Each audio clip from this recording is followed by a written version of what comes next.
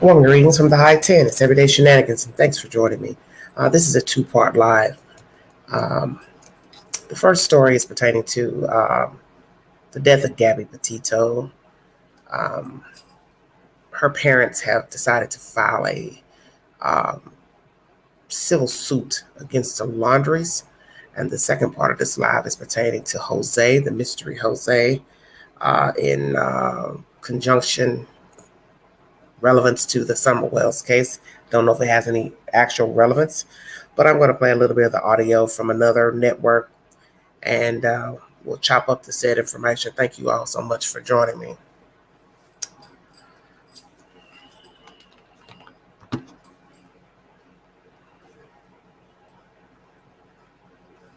You live now from Fox. We got some breaking news just happening within the past hour. We have an update to the case that made national headlines late last year, the murder of Gabby Petito. Well, today the Petito family filed a civil lawsuit against the family of Gabby's killer, Brian Laundrie. The lawsuit accuses the Laundrie parents of knowing their son had murdered Gabby and attempted to help him flee the country.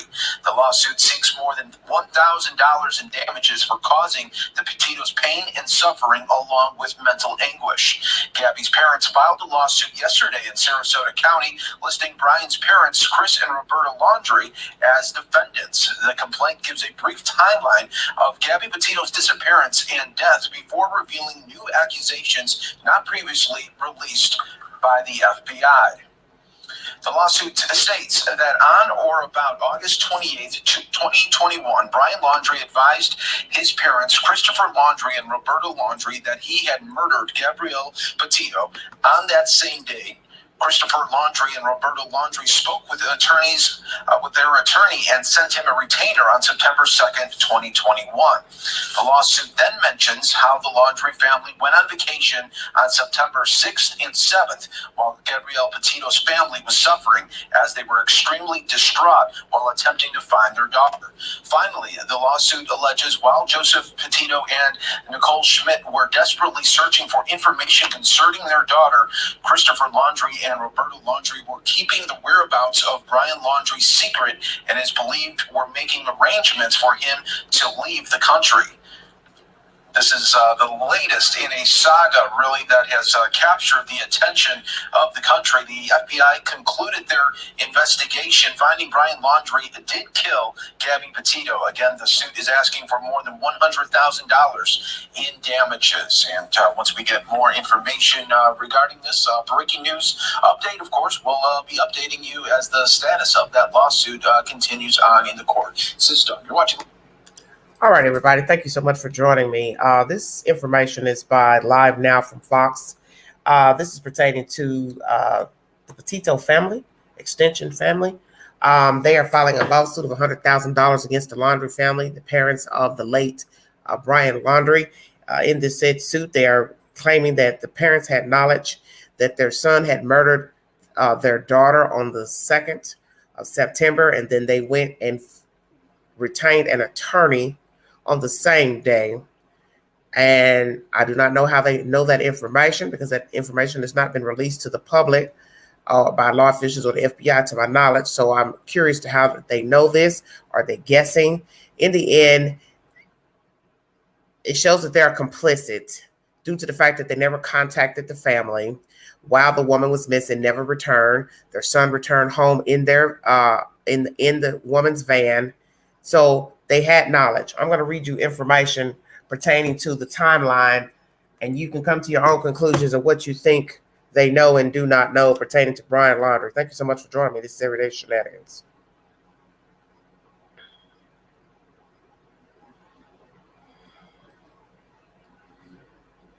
Okay. Witnesses have reported spotting Brian and Petito at a Wyoming restaurant August 27th, the last day Petito was seen alive. Laundrie then showed up at his parents' home in Florida along with her van September 1st and went camping with his mom, dad, and sister at the Fort DeSoto campground until the 7th. So that's the 1st through the 7th. This is information from the lawyer, the family lawyer. 1 through the 7th. They're claiming, the Petito'S, that they retain information, retain an attorney on the 2nd because that is the day that he confessed. Laundrie was reported missing by his parents on September 17th. His parents told cops he went for a hike 3 days earlier and disappeared. So subtract 3 from 17, there is your 14th. So that means you came home on the 1st, which is September 1st. Allegedly went missing on the 14th. So you're talking about 13 days in the state of Florida, not contacting the family of the girlfriend that you're dating, not contacting her parents. Her parents are trying to contact you and the family. It's come to my information desk that they also blocked them on Facebook, which is very bold and brazen, no different than blocking someone from the cell phone. So you've blocked these people, the family of this missing woman that is now dead, we later find out. You're blocking their numbers, you're blocking them from Facebook, which shows you knew something, because why are you blocking them?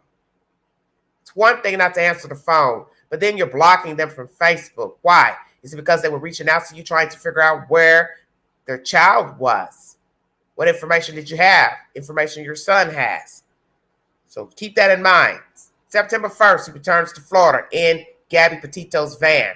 On the 2nd, it is alleged by the Petito'S that they got knowledge from their son of the death of the young lady. He killed her. They're saying that he told his parents that he killed Gabby Petito on the 2nd. That is also, they're alleging that same day on the 2nd, September 2nd, that they hired an attorney. And mind you, he's been in Florida from the 1st up until at least a week or two, depending on when he decided to take his own life in that said reserve. So Petito's body was found September 19th at a remote campsite at the Teton Bridger National Forest in Wyoming, with the coroner later declaring her death a homicide.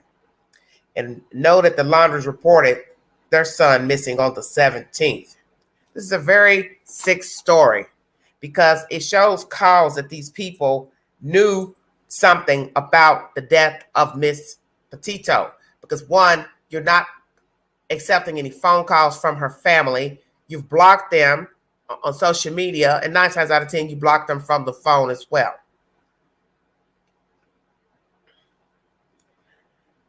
Now, Laundrie was the sole person of interest in the case, and at this time, he was the sole subject of a massive manhunt by the FBI. But little did they know he was already deceased. And as you heard in this commentary by Fox,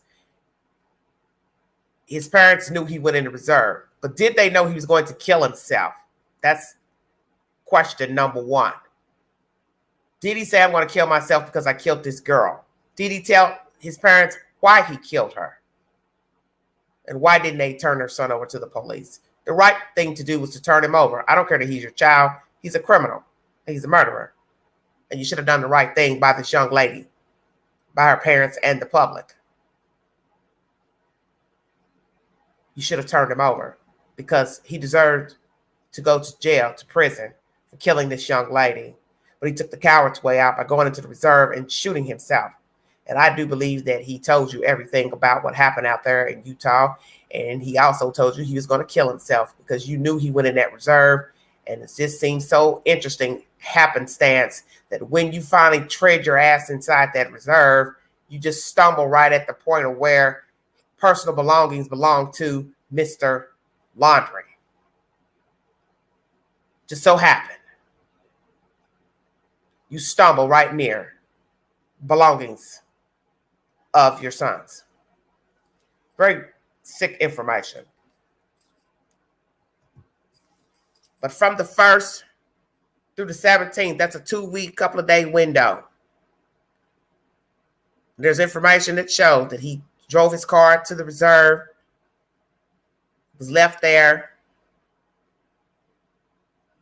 He went there. He killed himself.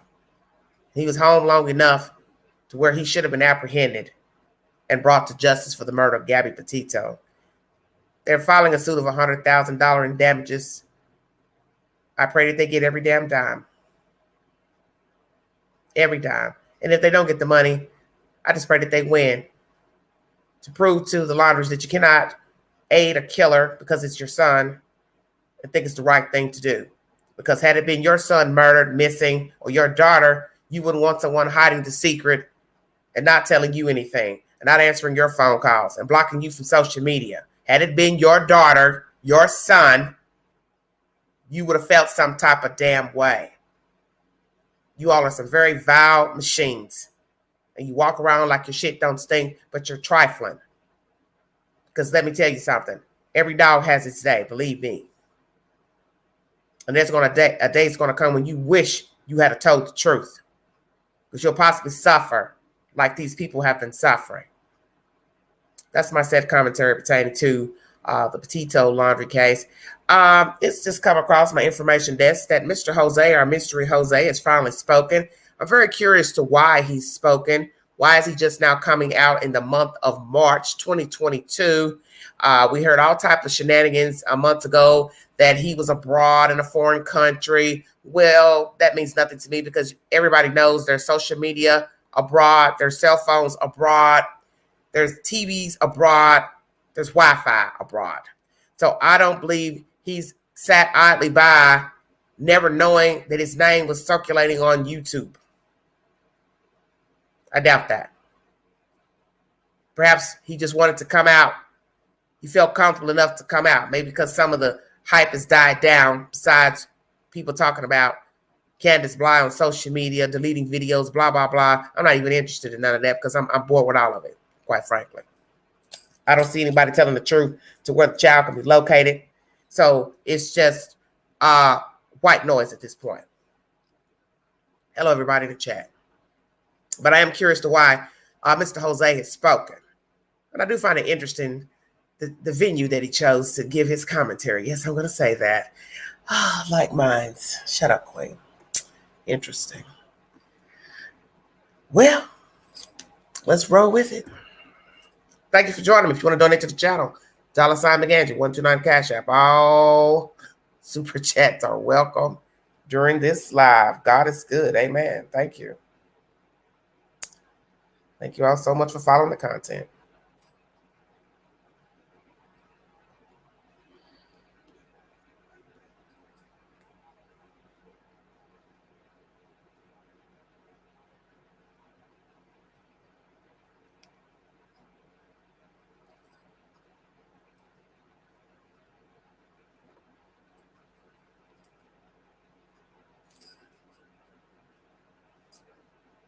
Now I can't hear anything.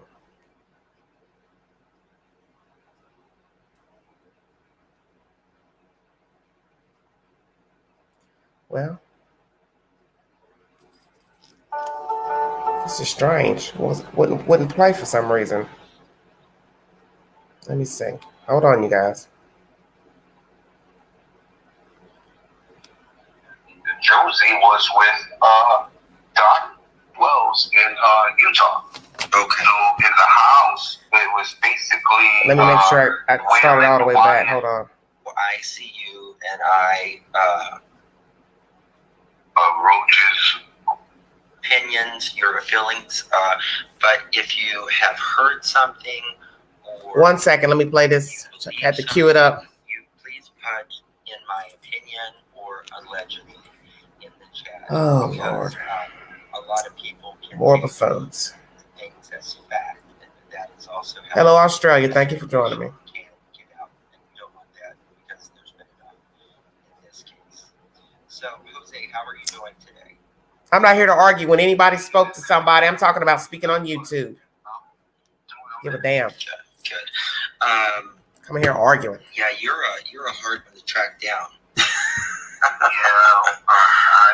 literally was, I had mental problems, and I just went off grid to, get myself back together again.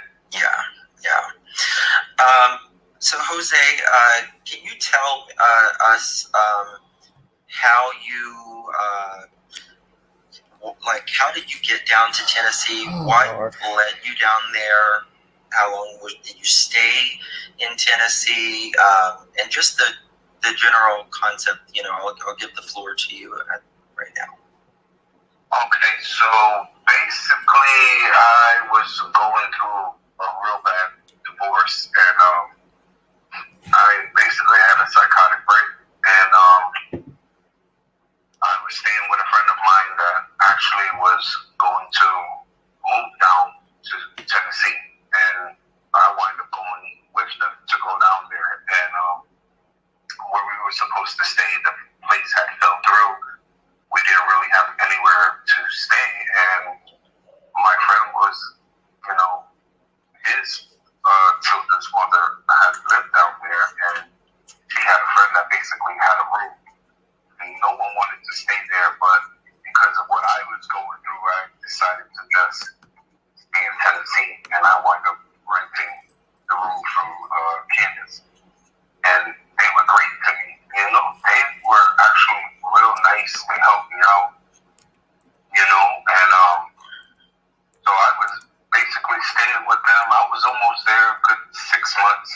living there. Okay. And from approximately when did you was you in Tennessee staying with the Wells to approximately when did you leave?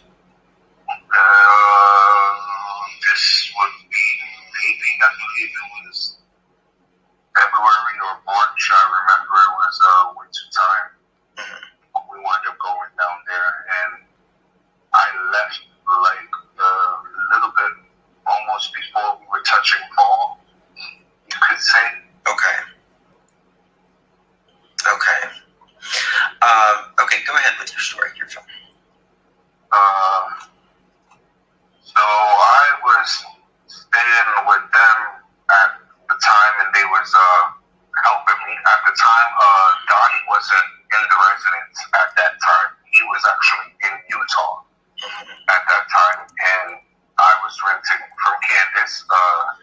She was there with her mother as well, and her 4 children. Well, not her 4, because Josie actually wasn't there either. Josie was with Donnie Wells in Utah. Okay. So in the house, it was basically Waylon, Wyatt, and Summer in the house.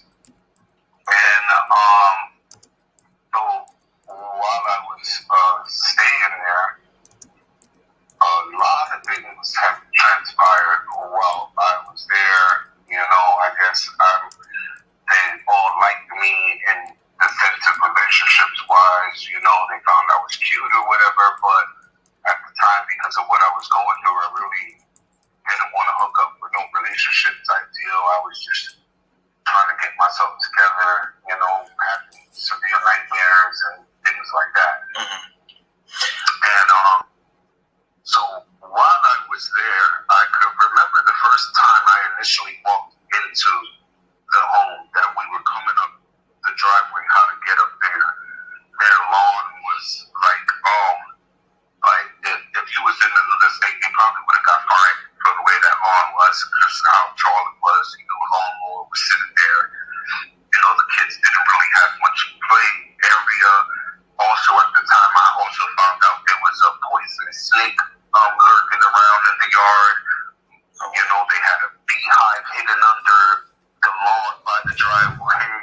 It was pretty bad. I found all these things out after I mowed that lawn for the kids could play.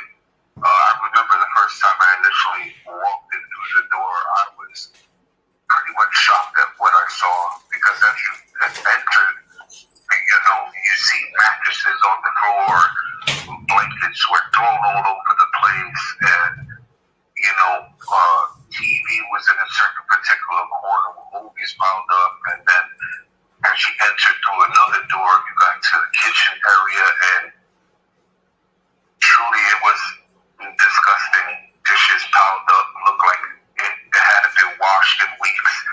Roaches all over the place. I remember asking them to use the bathroom, and you would walk a little bit and had to go behind these double dressers that they basically turned into a wall, so you couldn't see someone actually using the toilet. So they had the toilet there and the sink and the shower, which was like a shower stand. And where the shower was, when you looked down, it was supposed to be like a little closet area where they had all of their clothes just hung up and things like that. So when they were taking me to where I was going to sleep, it was downstairs in the cellar. And I was thinking, you know, I don't see no stairs, you know, how the hell am I going to get down there? And when I looked just behind this counter that they had that basically looked like a bar that they built, there was a hole in the ground, and you just walked down those stairs and you were into the cellar. And when you looked to the left was the parents' room. And now, when you say cellar, do you mean basement? Yes. Okay. Basically, yes, the basement. Okay. Okay. So when you walk down those stairs as you're going down through the hole, you would look to the left, and to the left was a big open area.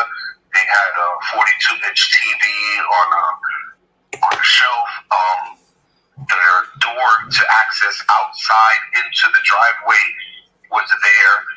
They had a couch in front of that door, and then their mattress was basically on the floor. They didn't have no bed rails or anything. It was center blocks on the floor, and the mattress was on top of those center blocks. Whose bed was that? And then that was the parents' room. Okay, downstairs. Okay. Yes. Did you say there was a couch in front of the door that goes outside? Correct. Yes, that was to prevent any of the kids opening and closing that door.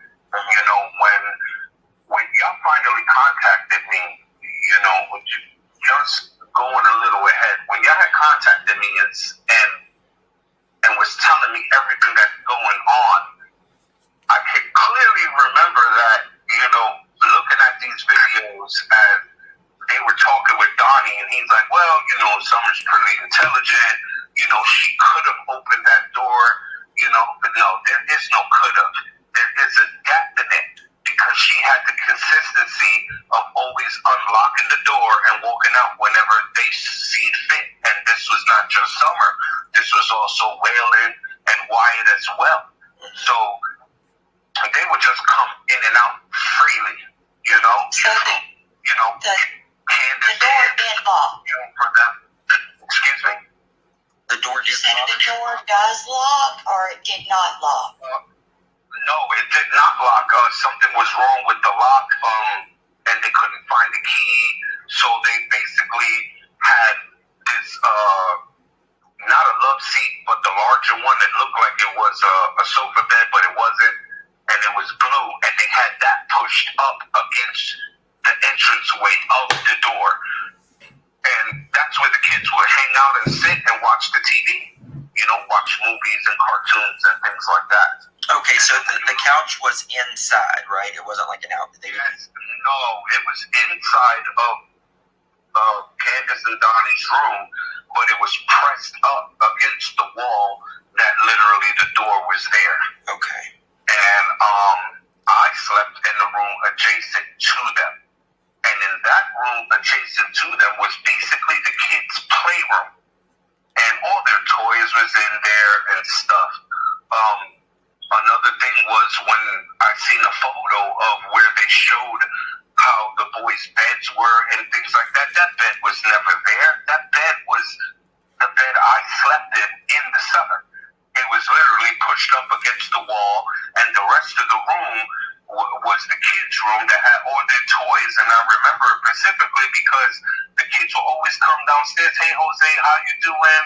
And I'm like, hey, what's up? And they would be like, we came to play with our toys. And I would be laying there, and I'll be like, go ahead, have at it. Go play with your toys, you know. And Candace would yell from upstairs.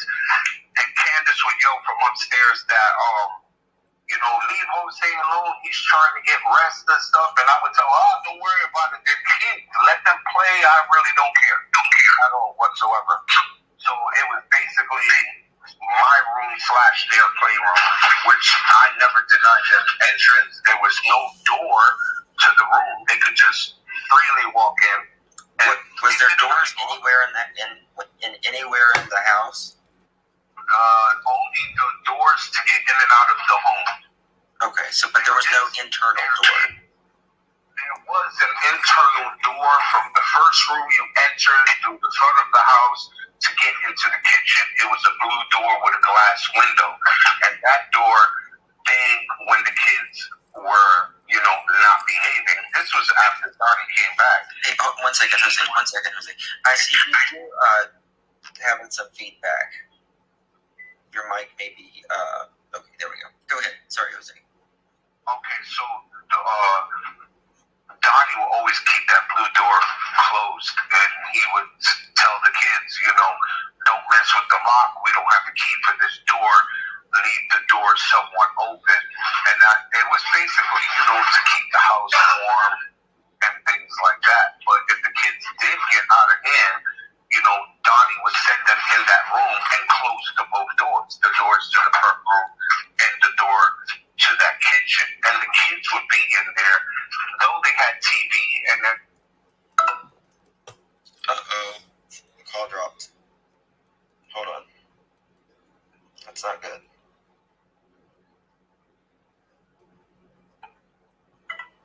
Sorry, hold on.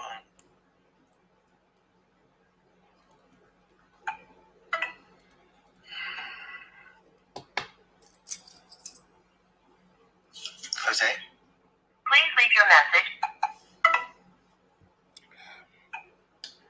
Woo, so much for AT&T. Mercy. Sorry about that. I'm, Lord have bear mercy. with me 1 second. I'm calling. Please leave your message. The gentleman says, dang it. Oh, you gotta love technology.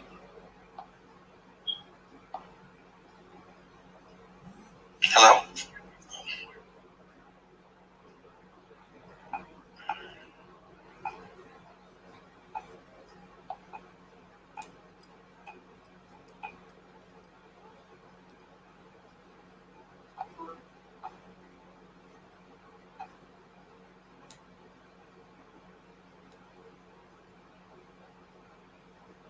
Please leave your message.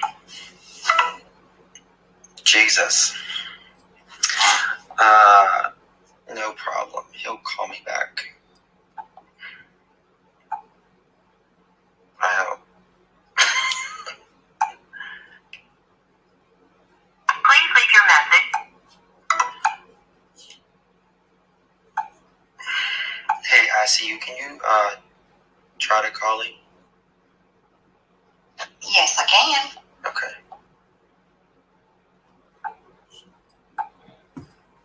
This is in real time. Yes, we. Okay, hold on. I got him. I think. I see you. Jose, are you there? Yes. Okay. The signal's kind of pretty bad where I'm at the moment. That's okay. No worries. Okay. All right. So you were talking about the kids was put in a room or was something to that effect. Oh, yes, that would be the front room as you get to the entry.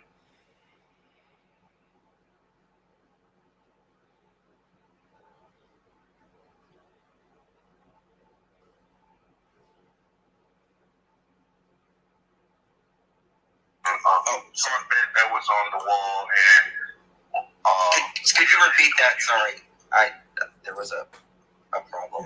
Could you just start from the beginning?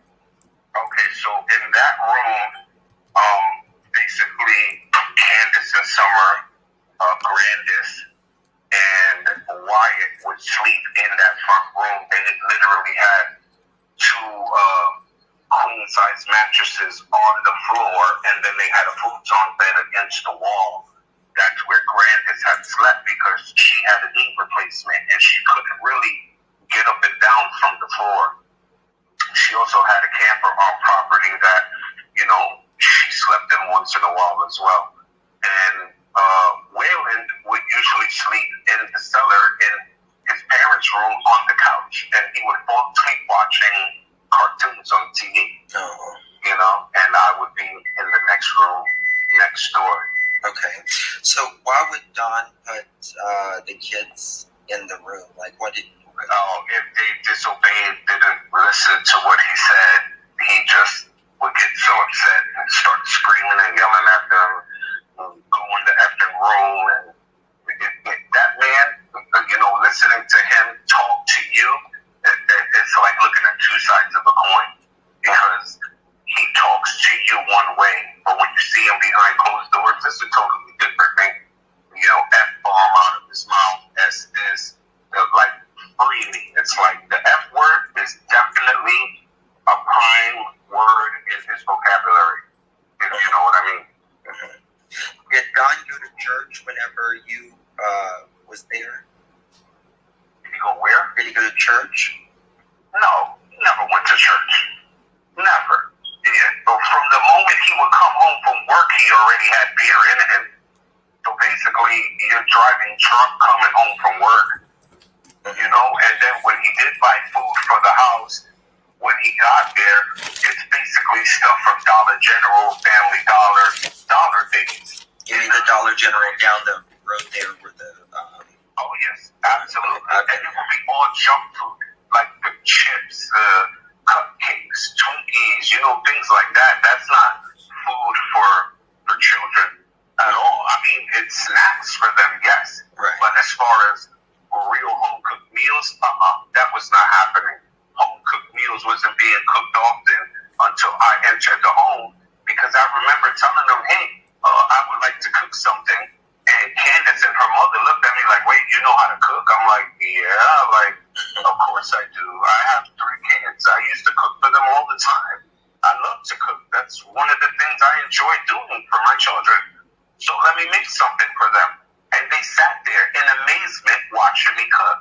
And as I'm cooking, I'm washing all these piles of dishes, and putting them away on the side. They didn't even have dish holders, everything was just laid out on top of a counter, dish on top of dish. The spoons were just laid out like that. But if you looked at the rest of the home, just things were scattered everywhere. It looked like she was in the process of moving, but she decided to stay.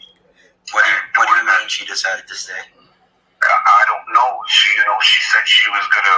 She didn't want to be there alone with the kids anymore because Donnie was gone. And he shouldn't have left. He should have stayed. She didn't want to move to Utah. She specifically stressed that a lot.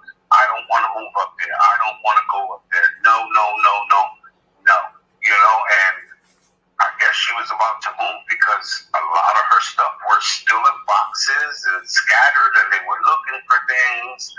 It was a pretty big mess in there, and little by little, I would help them, clean up little by little.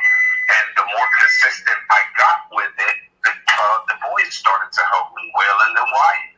I would do the dishes, Waylon would dry them, and Wyatt would put them up so they wouldn't break or anything. They started sweeping, when they returned back to school, and they would come home, they weren't even allowed to eat until they had to do their homework, which I feel that's wrong because, the children eat at 11 in the morning and they're coming home at 3 from the bus, 3:30. Of course, they're going to want to eat something small. They're hungry. They're young. They burn through that energy.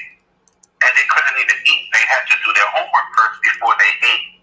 And even after their homework was done, it's dollar pizzas, or chips or cupcakes. I'm saying to myself, like, where's like turkey and cheese, tuna fish, maybe a can of spaghetti and meatballs, things like that. Not even that was there, and I could remember that when the first month that I was there, Allie would constantly, every single day, she would go to Walmart, all the way to Kingsport, to Walmart, and spend her little bit of money that she earns from her job, taken away from her children, and giving it to Summer and the boys, because even she was eye to eye with me. These kids need to eat. Like, what's going on here? And it was just an incredible experience. You could say an eye opener. It made me realize, wow, compared to these people, I'm a wonderful dad. I cook, I clean, wash clothes. I've even done laundry for them, and they're amazed because all they kept saying is, Donnie don't do things like that. Like, that man does not do anything. All he does is work, drink, go home. That's it. Okay, could you tell us about when Don returned? How did all of that go down?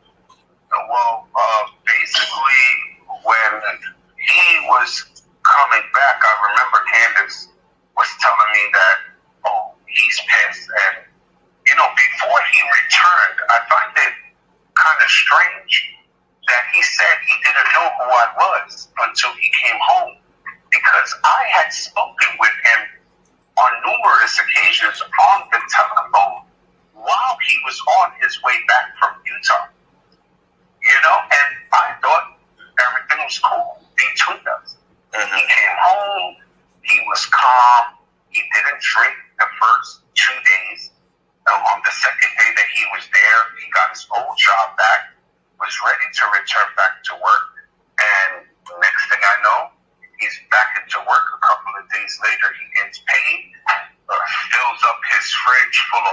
is frozen junk food and beer and liquor. And right away, it's to the drinking. And I remember a couple of times I would be downstairs, laying down about to pass out, and I hear them fighting upstairs. And it's not like a normal fight. It's a drunk fight between two drunk people. Yeah, when you say pass out, you mean going to sleep, right? I just want to be clear. I'm sorry. Yeah. Yes, but You just got to be really clear on it. At the time that he returned, I had started a part-time job, to earn a little extra money and things like that. So, it would be like almost 8 o'clock at night, 8:30 maybe, and they would be hammered, and I mean hammered. But they didn't look like they were hammered, but they were drunk. We were talking Black Velvet and a fifth of it, and they would always have a 12-pack of Mountain Dew under the table. And I clearly remember that because the minute the box opened a soda and Candace would crack it open, Summer would come running into the kitchen. Can I have soda? Can I have soda? And I'm like, baby, you don't want juice or water? And she would be like, no, I want soda. And they would just give it to her. And I would tell them, too much soda is not good for her. She's too little to be drinking that. But you could only say so much before you realize that what you're saying is going through one ear and out of the other. Right. So when did things turn after Don came back? And can you tell us about that? About a week after he returned, things started to really deteriorate with me being there. He kept accusing Candace of sleeping with me while he was gone and things like that. When I finally saw the video that he was talking with the guy Chris from TIR, he was telling them that, she had this guy in the house, and he was gay or whatever. That's a bold-faced lie. I'm not gay. I'm nowhere near that. Okay. I am a straight man. I prefer women. That is my preference. Right. Period. And that's a.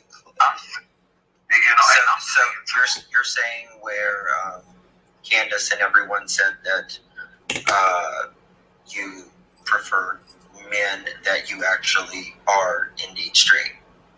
Exactly. Correct. Okay. And I believe that they were telling him that to just ease tension so there wouldn't be like a severe conflict.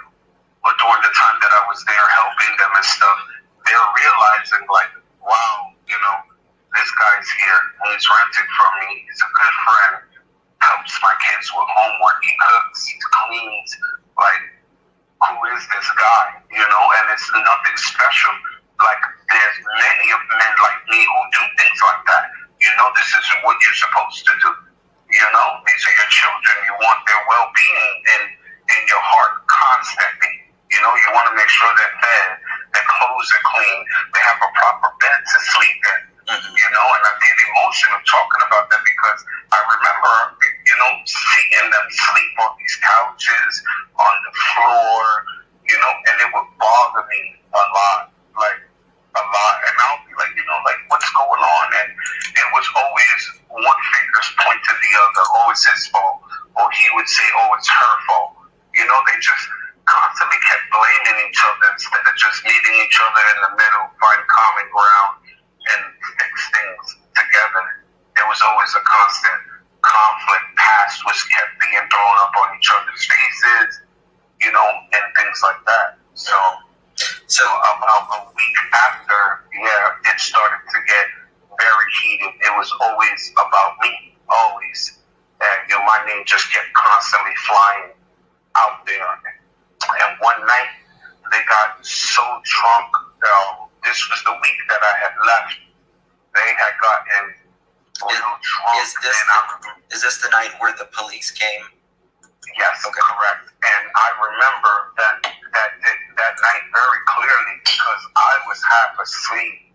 I was literally half asleep, ready to, go into Wonderland, as you would say. And all I can remember was hearing this loud, banging thump noise, like if someone hit the ground. And I remember jumping off the bed and running up those tiny steps, and peeking out. And Candace is literally on top of Donnie. Like, don't you ever put a hand on me? And things like that. And I'm like, what is going on? And she was telling me, this asshole here is saying, me and you doing something together. And I'm like, yo, we're not doing nothing. We never did anything, like, at all. And he was like, I want you out of my house. And I said, I will leave this home when your wife tells me to leave this home, because she's the one who is renting from me, and she is the one who is helping me. You were nowhere around, so you have no say-so here at the moment, especially that you took your oldest son and you ditched the rest of your family. If you could have moved to another state, pick up your entire family and go. Don't take one child and leave the wife with the rest, because that was wrong. And if Summer, as he said, is his world, she should have been the first one on that truck with him, when he left to Utah, not leave her with Candace, and then leave Candace with barely any money. Candace would have to call him, I need money for food, I need, money to pay the light and things like that. And she would be full-blown fights with him about that. And, eventually he would give in and send her a few dollars, and that was it. But it would be a full-blown fight just to get money from him, from Utah, so she could get whatever she needed for the house. So that night, after he got up and he's yelling at me, he's there drinking a beer. I don't remember what kind of beer it was. It was a brown bottle. And I started to tell him, was a cheater, always a cheater. You cheated on your wife. Or your wife is downstairs in the basement with your daughter, and you up here in this room where your sons are sleeping at, and you're having sex with some lady who uses drugs, and you're saying you're helping her. Yeah, I could imagine you're helping her. And I guess he didn't like the truth being told in his face, because he wound up throwing the beer bottle at me right in my face, and the beer bottle wound up breaking, and it chipped my front tooth. And I remember after that initial, hit, I literally, Grandis was in between us, and Candace was behind Grandis, like they were trying to keep us separated. And at that time, that's when Donnie just shoved Candace out of the way, and I started to approach him as he's coming towards me, and Grandis is still trying to keep us separated, but I was already, so much anger was inside of me that he threw this bottle at me, like, oh yeah, that's it, I'm done with this. And I wind up moving Grandis out of the way. I didn't shove her, I didn't do anything. I just pressed my chest up against her, and when she felt, my force, that's when she just moved out the way, because she knew right then and there this was going to be flying. So as Donnie went to go and throw up his fist at me, I literally walked right up to his face. I had my hands in my pocket, and I had him balled up in the fist. And I said, I'm waiting, throw it, because you found the right one with me. Maybe other people are afraid or intimidated of you, but I'm not. I've dealt with people like you, growing up. And instead of him lunging at me, he started to step back and started to move back to get out of the home. And at that time, that's when Candace decided to call the police. And when she called the police, Donnie ran. He jumped in his truck. Mind you, he's drunk. He jumped in his truck and he drove away.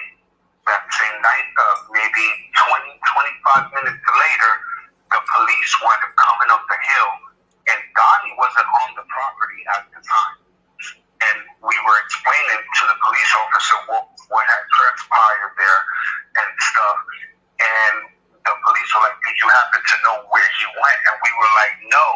And next thing we know, Donnie's coming back up the hill in the truck. And that's when the police officers, proceeded to him and they raised up their guns. They asked them to step forward in front of the vehicle, and that's when we were telling him he's drunk, like literally drunk. And so they gave him, I guess, whatever exam for a DUI, and in the police officer's eyes, he passed it. And then the police officer comes and says, well, in my family, we have drunks and they're coherent. So he's probably a coherent drunk. I don't care what you say. When you're drunk, you're drunk. There's no coherence in that whatsoever. You're under the influence completely. And then that's when Candace had told the police officer that he had a gun in the car. And he's a known felon. And the police officer's like, what? And that's when Donnie admitted that he did have the gun in there. And he tried to say it was a muzzle loader, but it wasn't. It was like a little 2-shot Dillinger that he had in his glove box. And I'm saying to myself, this man came all the way from Utah with that gun in his glove box? Like, what do you need a gun for? And you a known felon, Back in my past, I've been arrested, and I know for a fact I can't carry a firearm. If I do, that's a felony charge, and I'm going to prison for a long, long time. Right. So I know for him to be doing that, you have no respect at all for the law or anybody else, And they basically arrested him and charged him, I guess, for domestic violence because Candace was just crying all over the place. They had this physical altercation, and then they were talking with me, and I was telling them about me and him with the altercation, and they asked, would you, we can't ask you to press charges because you basically don't have no physical wounds on you. And I'm looking at the police officer like, dude, look at my tooth. Like, he literally checked my tooth.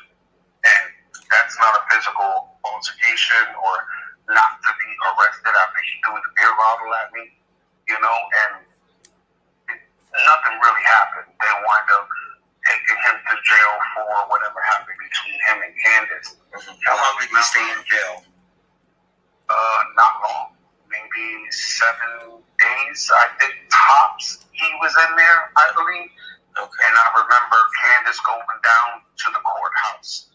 And I was with her. Her mother was with her. All the children.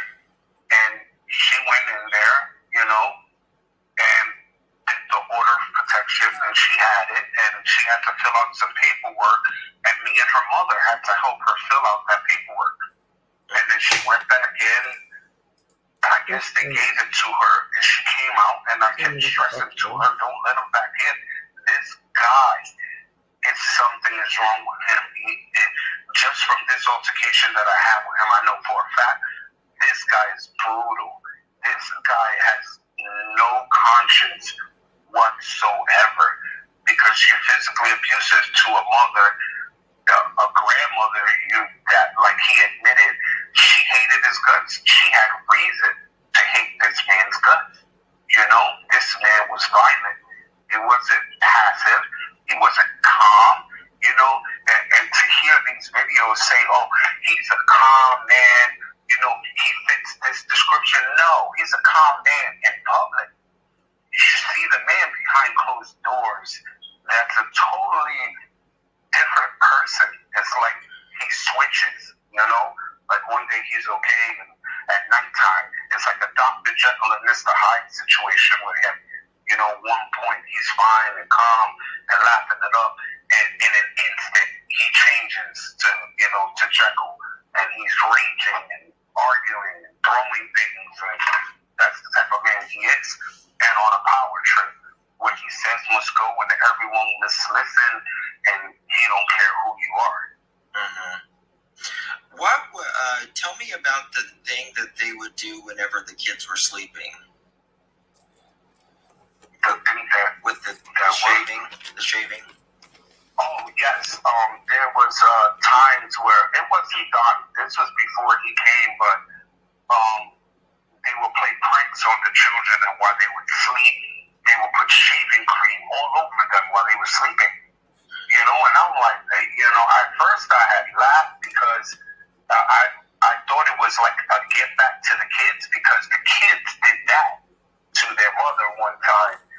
and everybody in the house was laughing. It was funny, and the mom was laughing too. Candace was laughing about it, and she's like, "Oh, don't worry, I'm gonna get ya. I'm gonna get ya."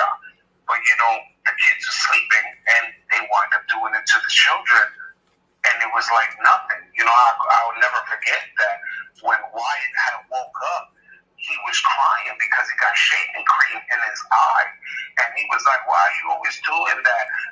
When I'm fully asleep, why you don't do that when I'm like half asleep or something?" And he was literally in tears because the shaving cream got into his eyes.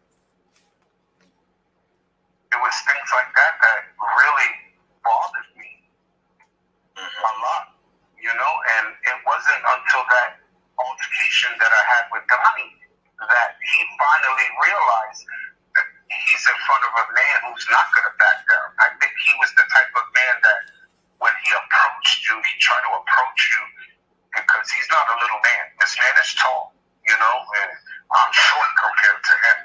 But I have a good size on me. I can't say I can beat up everybody, but I can say I definitely can hold my own. Right. I can, as well as I can give a hit, is as well as I can take it. And I guess me standing up to him, shattered his foundation, because that's when Candace and her mother really started to pull away from him, as you could say, and they started to see what I was speaking about him, like he doesn't really love you. He's never going to change. He's going to keep doing the same thing. And, like, you really got to get away from this man. And I really didn't understand what kind of grip he had over her at all. But I can tell you that she was at the point where she had enough of him, and all they had to take was... Well, I'm going to stop there because I'm bored. Queen's bored. Anyway, that's the sad information. If you want to finish it, you can go over there to the other network while they're crying and moaning. Baby, I don't stay in the YouTube queue to keep up with uploads and who uploaded what. I run everyday shenanigans. And I don't stay in the YouTube queue to know what's going on. So don't give me no instructions about nothing. Because I don't stay in the YouTube queue. I have a life. I'm going to break down what little was said because I'm already 53 minutes in. I have other things to do. Where I have the problem is why come out now and say anything? Why y'all hunting him down? You had ample enough time to hunt him down, to ask him whatever. Obviously, he didn't want to be found or talk about anything. So I'm trying to figure out why now. It's almost an anniversary of the little girl missing. So what is the point? The fact he stayed there as long as he did, 6 months, that's a long time. And then you're telling what you saw there, which was unsavory. The household was nasty, roaches, this and that. Let me make sure I clarify everything. Because I'm running out of paper. For all that was seen, and good grief. I don't even know where I started. Because I've jacked up this this mess is. I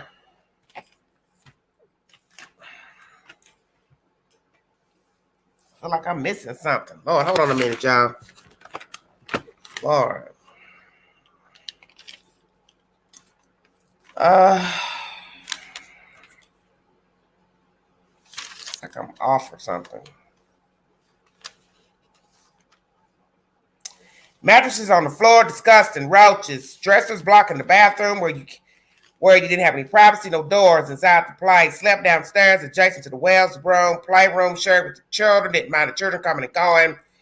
Okay, paid her to stay there. Why? For 6 months. Why, Jose? Why'd you stay there? No sex. You're a man. You're sitting here saying you just got a relationship. Broke down. Bad place. Mental.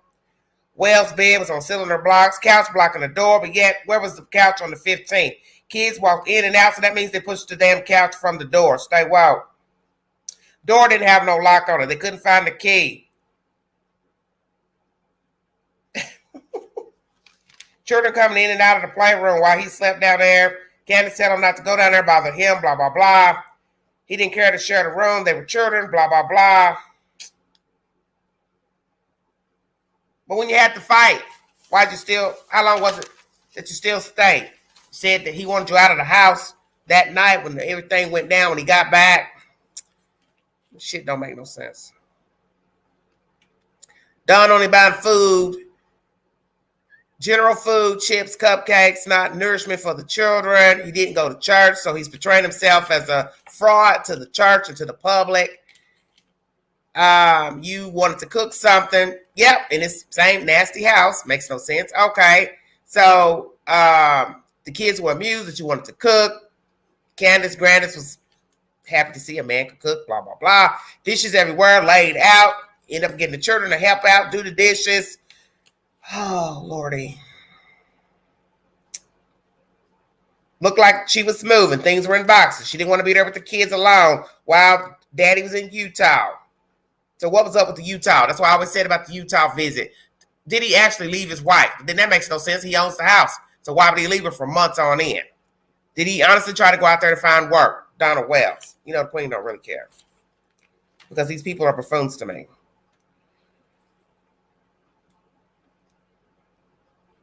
He says he finds it interesting that Don tries to act like he didn't know him, but yet they talked before Don came home. He spoke to him a few times. Thought everything was okay. Then Don came back trying to, get his job back. Jose worked part-time. And when he would come home, they'd be hammered already. Didn't look like they were hammered, but they were. 12-pack of Mountain Dew under the table. Summer coming in, wanting a drink. That's why didn't nobody have no damn good teeth in their mouth. All the teeth is fucking rotten. Because all they want to drink is sweet drinks all the time. Don accusing him of being with Candace. He denies being gay. So now we have to ask ourselves, why did Candace make that comment to the interview room about him, chicks with D-I-C-K, S-K-S, whatever? Why she say that? Or did he just prefer women wearing strap-ons during sex? Then that leads us to ask ourselves the ultimate question. Did he tell his preference? Hey, I like women to get kinky. I like kinky women. I'm kinky. I like a woman to put a strap on. What the fuck are we talking about? Stupid.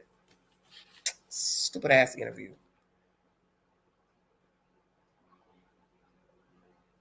This is stupid. Then he goes on about the fighting and the fussing and all that. They got him teeth chipped.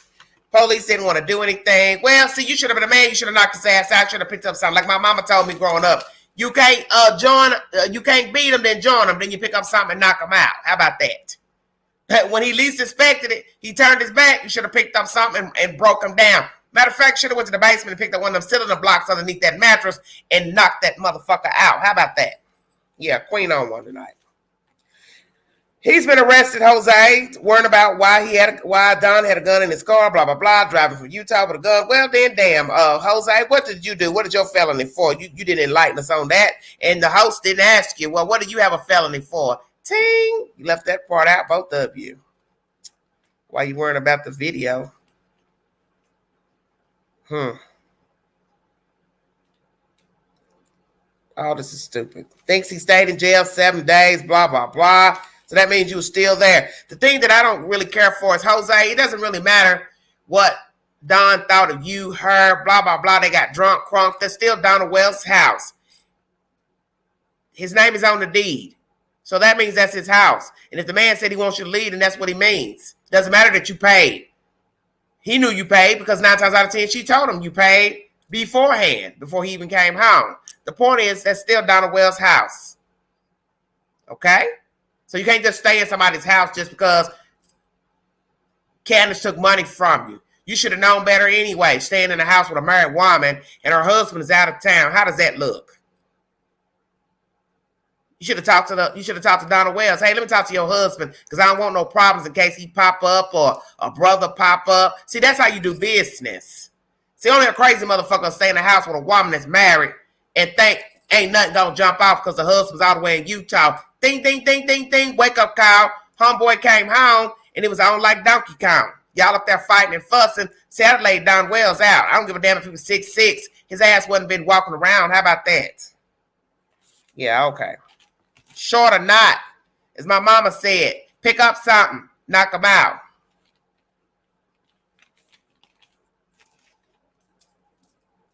Desert Rose, get the fuck on. I'm not in a good mood tonight, and you in the wrong playhouse, baby. I can talk about whatever the fuck I want on my channel. He mentioned it, so I'm discussing it. How about that? Fuck you mean?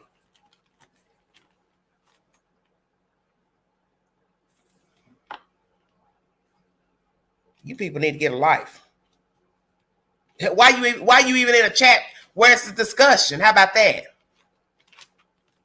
Go watch Matlock. That's what you do. You like drama. That's why you in the chat being nosy.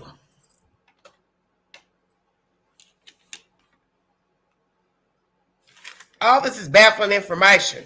Because I'm just trying to understand why is this man coming out now saying anything. It's March, April, May, June. 3 months from now will be the anniversary of this child missing. So what is the point saying anything now? You want us to believe you never heard nothing about yourself on YouTube. This case, the child missing. All this stuff about the children wandering, this and that. I also know there's more to the interview, but I'll let everybody else go find it because I don't have time to play all that. I got stuff to do. The child wandering down the driveway, you chasing the child. 1 hour you went and looked for it down the driveway. So is it possible that Summer Wells wandered off and failed to be found? Is that where we're taking this? Where's it going? That's what I want to know. You know, where's it going?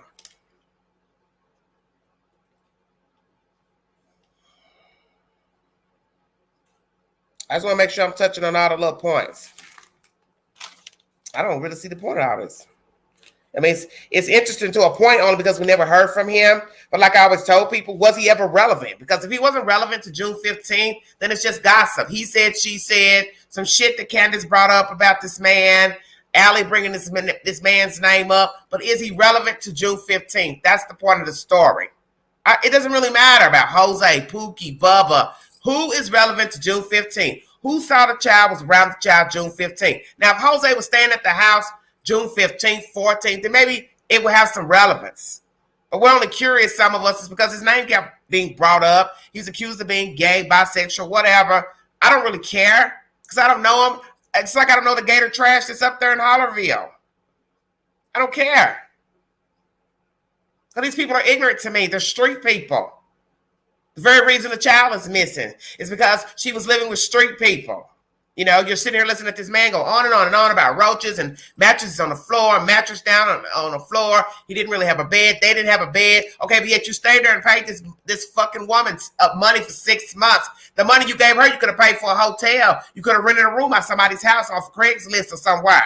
Somebody had running water, clean sheets, pillowcases, cable, Wi-Fi, a front door, back door, a door to a bathroom. Did you hear what I said, Jose? How about that? Right. Nothing is irrelevant to Summer. He's just basically laying out what we already know about the Wells. They nasty, they grimy, they're drunks, they're drug heads. They didn't raise their children properly. They fed their children junk food, Mountain Dew, cupcakes, chips. We didn't already put that together. The motherfuckers ain't got teeth. So we already know. Hey, stay woke. I'm woke. I'm in a bad mood tonight. So all this is bullshit to me. The point is, why did you stay? That's what I'd like to know. Why did you stay and pay for this link? I'm going to go ahead and drop the link. I really don't want to because people don't know how to stay on topic. That's why I don't care for the link anymore. But since he spoke, get it over with. This is all a bunch of bullshit. It's acting like it's breaking news. What you're supposed to ask is, were you there near June 15th, sir? When was the last time you were at the compound? See, I didn't finish watching all that because I like my head where it's at. I ain't really trying to hear all that extra stuff because all this stuff about these cases, they have just gotten out of control. Nothing is ever about the subject matter at hand. It goes, far left when you start listening to this and listening to that, and it doesn't stay on point. Nothing stays on point. Nothing is ever about the subject matter. Now, I ain't indulging in it no more. I don't got time for this nonsense. And the other people want to knock themselves out with all this old ghetto ratchet, honey. I got bills to pay. I got time for this.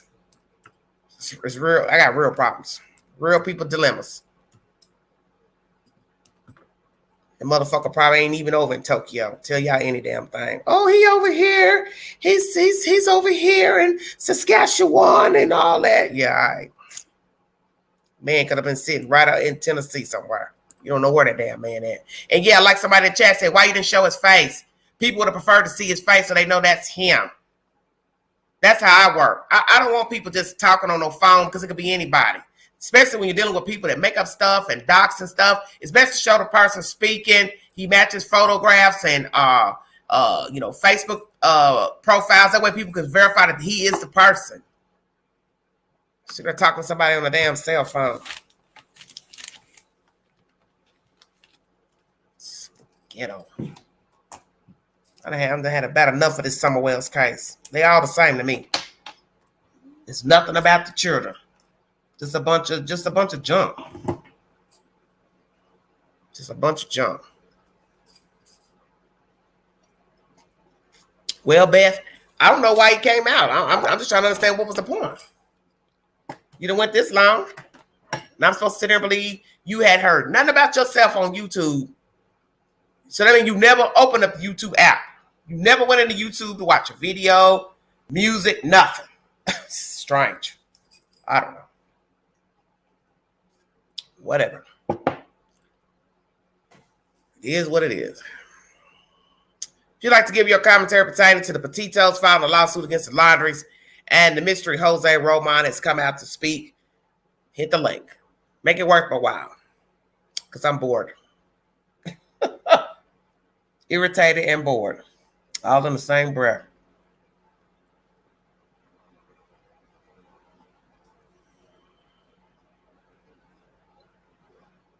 I ain't about to step. I mean, like I'm saying, I've stayed somewhere once many years ago with somebody, and their house was very disgusting.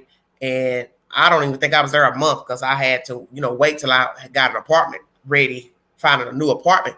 But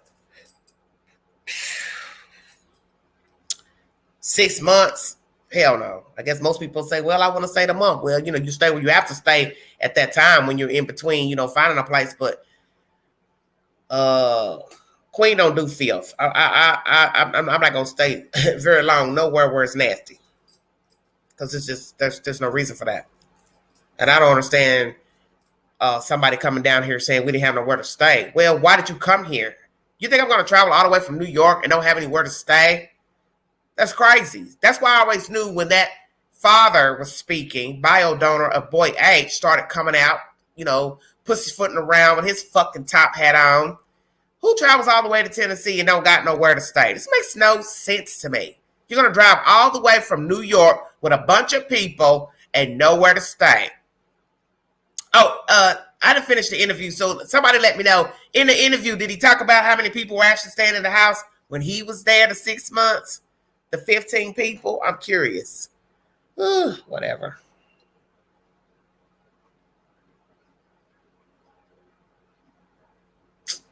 Give me a break.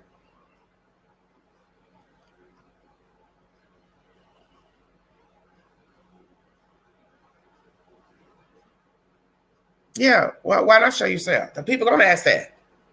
All these months they've heard your name and they didn't, they don't know what you really look like. Yeah, people are gonna be curious. I'm just that type of person. I'm not Gary. I don't want to talk to nobody on the phone. I can talk on the phone without being on the live. I've done that with people pertaining to missing person cases that I've discussed on my channel. And the people that want to come on the panel to talk, and I let them know, it can't be genuine if you're not showing yourself. How are you going to talk about a missing person through a text? I told that person that. Then next thing I know, I look up, they're on the fucking news talking about their missing daughter. So it's kind of like, okay, so this makes no sense. I'm not going to repeat what you said to a chat. It's best you get up and you show yourself and you tell the world what you want people to know about your missing loved one. It's ridiculous.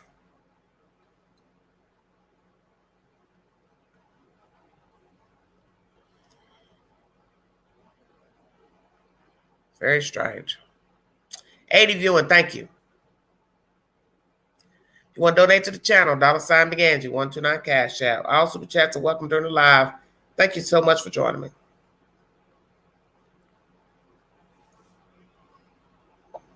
See, people do anything for a like and view. Ooh. Pull your panties down, show everybody your ass. Ratchet. Gotta be thirsty these days. Super thirsty.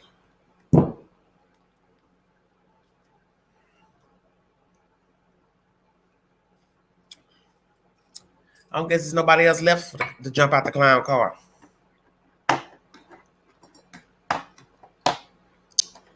I don't guess there's nobody else, honey. Nobody else left.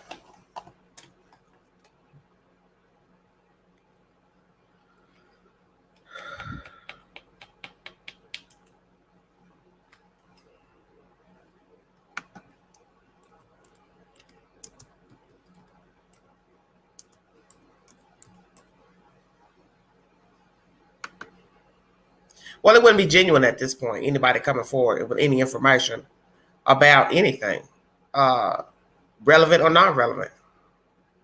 I don't want to hear anything else that don't have anything to do with the child. If you saw her, then you should be talking to the law enforcement. And naturally, they're not going to want you talking to YouTubers because they will probably call you into court in case the case goes to court. Same. Didn't he say Candace slept with what? H? She was his first. Tracy, I don't know what you're talking about. I don't know what you're talking about, honey. I have no idea what you're saying.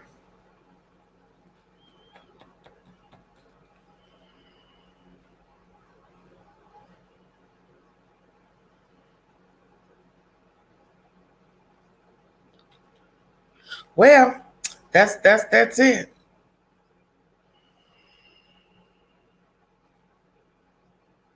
Absolutely nothing. A rendition of the Don and Candace show.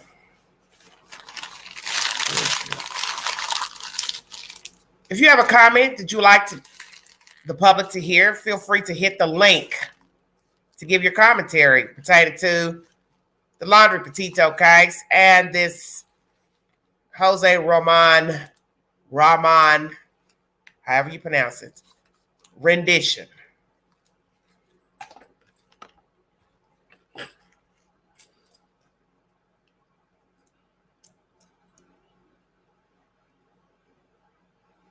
Bunch of garbage.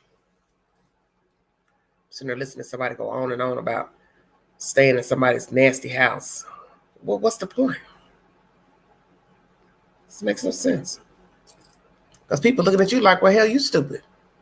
You gonna stay in somebody's nasty ass house and paying money. What I'm gonna stay? It's like going to a hotel and keep staying in a nasty hotel. It's different if you go one night, you don't like it, then you got either money to stay or got money to go buy you another damn room. But they don't give you no money for those 6 straight months. Jesus. Miss Tupelo, it was all right. Thanks for asking, baby.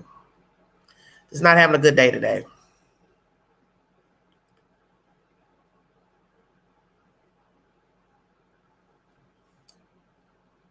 This old he said, she said mess.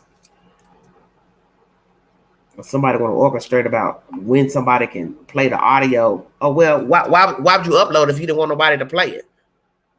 Don't threaten me. Because I don't stay on the YouTube queue to know about instructions about a fucking video. I ain't what you want.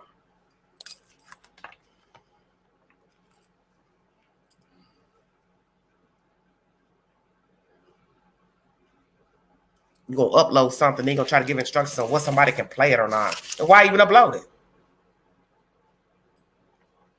Shit, motherfucker, you new to YouTube.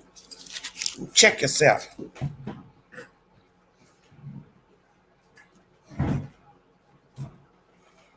Get me crunk.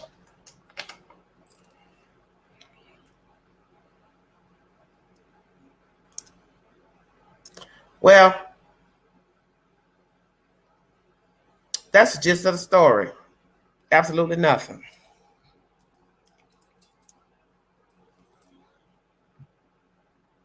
Yeah, but how you gonna get somebody instructions? That's crazy as hell. I don't sit on YouTube be watching other people content on no instructions. I'm fucking 51 years old. You act like you YouTube. Baby, you a visitor your damn self. You better get your mind right.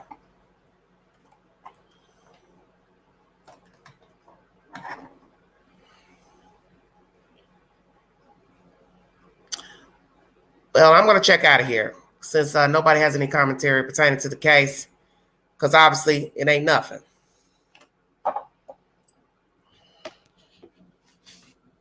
Absolutely nothing. Everybody was crying and moaning about this man was there, blah, blah, blah. Like I told people 2 months ago, you got to have proof that the man was there at the house on the 15th. That shit that Dudley was spinning, that, oh, yeah, he was there. Well, bring a receipt. So that's all everybody's been doing. In all these cases, is mentioning stuff that you don't have no receipt to. Yeah, he was there. Well, bring us a receipt that he was there. You know? Somebody can implicate you. You said you've been on the property with your wife, so somebody can say the same thing about you. Oh yeah, you were there. You could have had access to the child. You know, think about what you're saying. Sound crazy.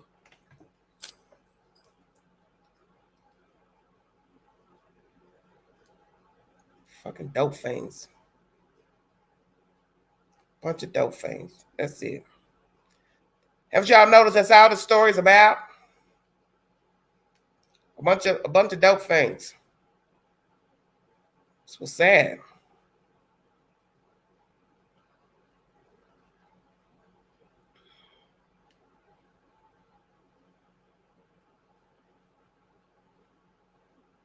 Bunch of dope things. People not talking about nothing. Did he ask him where he was? Well, where do you live? Are you in the United States?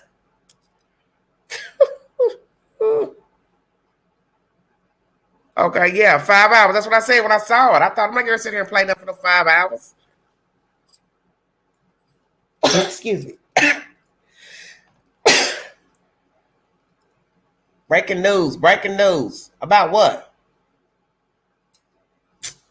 Make my head hurt.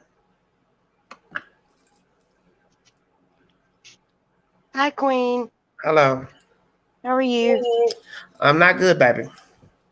Oh, no. It's a bad day for Queen. Did you buy anything good at the mall? No, I just people watch. I was waiting for somebody and things didn't go in plan, so I'm home now looking at this bullshit. What do you have to say about the Petito case? Then you can go into this whole Jose BS. So I always kind of wonder that about the Petito case as far as when they hired the lawyer. So I think if Hold on a minute, let me address Maryland. Maryland, all you have to do is hit the link with your finger on your phone, touch screen, hit the link with your finger, and it will guide you up, sweetheart. It's not rocket science, baby. Go ahead. Oh, Lord, that's something that failed. That's the devil telling me to get off this live. What the hell is that? What the hell? Oh, Lord. Oh, yes, time to get off here now. I can't do this. Everything want to break, foul. That means go to bed. Go ahead. I'm uncomfortable. Shit.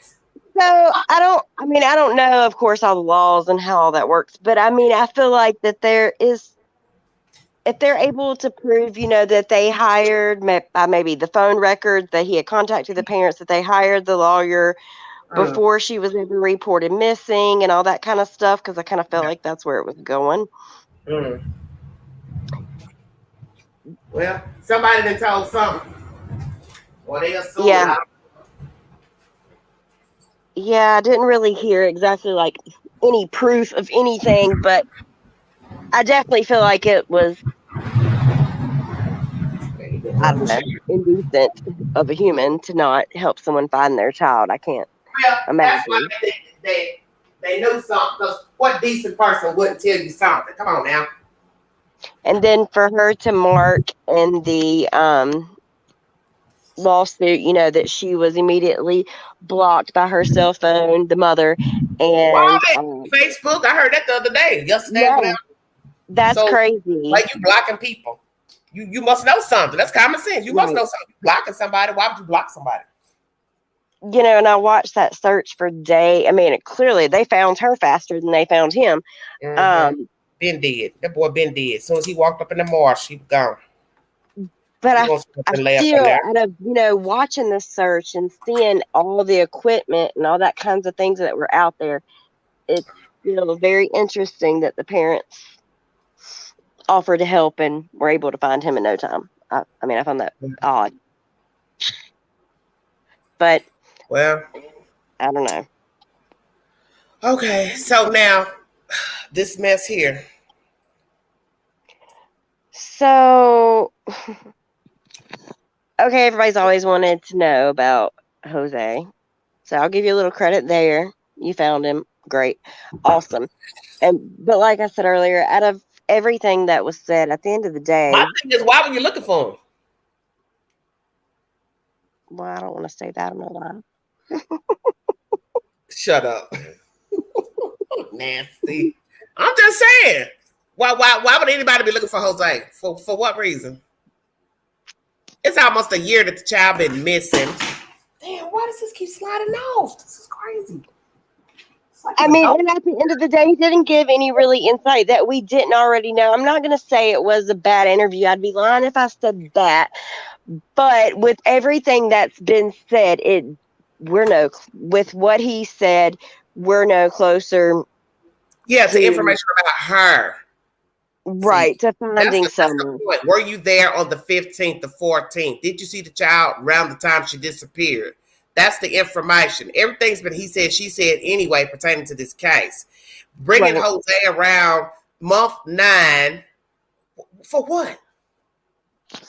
I don't know. I think we really are just going to have to be patient and hopefully the law enforcement pulls through.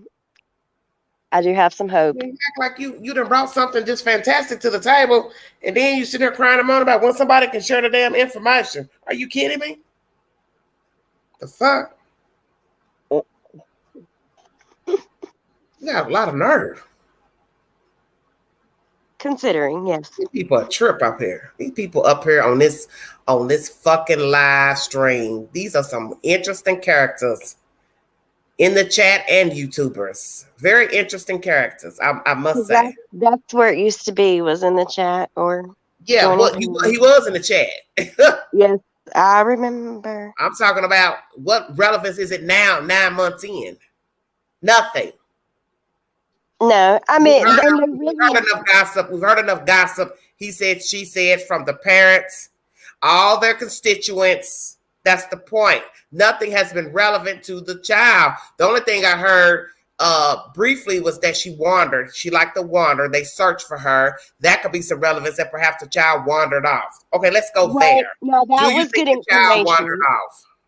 And I will give Jose some credit in saying this, that he gave more information as far as Summer and the things that she liked and to do and more. Well, that's what's interesting, that nobody even knew he was there that long. I didn't even know the man was there that long. No, ma'am, neither did I. Nope. That's what was so baffling is when he said 6 months. I said to myself, well, my goodness gracious. You in this place that's nasty. You've been there 6 months where you can tell all these stories about these people, and it's to some degree it's disturbing. You know, he's sitting there playing this role like he's upset at how they're living, how they're treating the children, and this and that. But you were a party to that. See, this is what people don't understand about being an eyewitness to stuff. You were a party to bullshit for 6 months. Well, and you have a problem with that. You're saying a lot about how you need to care for your children, and if I understood him correctly, he has children as well. So, you're quick to say that Don should have, taken all the kids with him and his wife and whatever when he left to go to Utah to work. Well, same for you, buddy. I guess I really don't even understand why all these people were even coming to Tennessee.